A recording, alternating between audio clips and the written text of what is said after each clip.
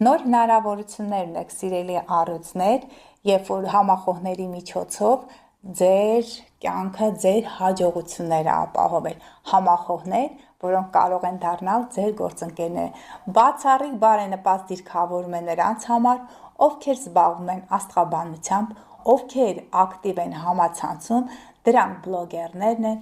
տիկտոկերներն են և նրանց շրջանակներն, ես նկատում եմ, ասել եմ, որ օդի, տարերքի ազդեցության տակ ծնվածներ, ջրհոսներ, երկվորյակներ, մեծ հնարավորություններ ունեք ձեր կոնտենտը ճիշտ ներկայացնելու և համացանցում և տեղեկատվական տիրույթում մեծ հաջողություններ ունենալու համար։ Նաև պետք է կրթվեք, սիրելի հետևորդներ, սիրելի առյուծներ, Ուրանը երկորյակի կենդանակերպում փորձեք ինտեգրվել նորագույն տեխնոլոգիաների այդ ոլորտ։ Դուք կարող եք այնտեղ ղեկավար լինել և փոփոխություններ կատարեք այդ համակարգում։ Եթե դուք ինքներդ ղեկավար եք, ապա փորձեք ձեր թիմի հետ, գաղափարակիցների հետ խոսել նորագույն գիտելիքների, նորագույն տեխնոլոգիաների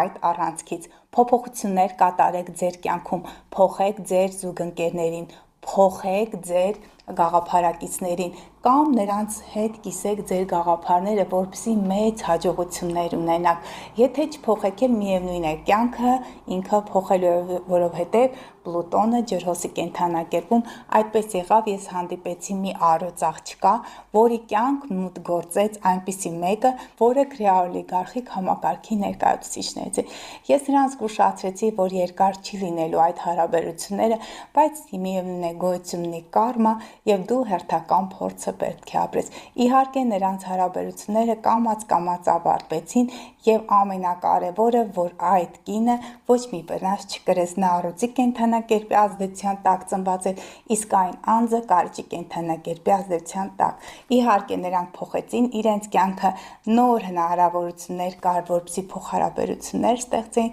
բայց երկար չտևեց, որովհետև նրանց մոտ աշխարհայացքի, աշխարհընկալման տարբերություն կա։ Փոխեք ձեր կյանքը, սիրելի առյուծներ, բայց փոխեք այնպես, որպեսզի չվնասեք ձեզ, ձեր համախոհներին, ձեր կողակցին կամ գործընկերներին։ Սիրելի կույսեր, շտապում եմ ձեզ ուրախացնել, կյանքի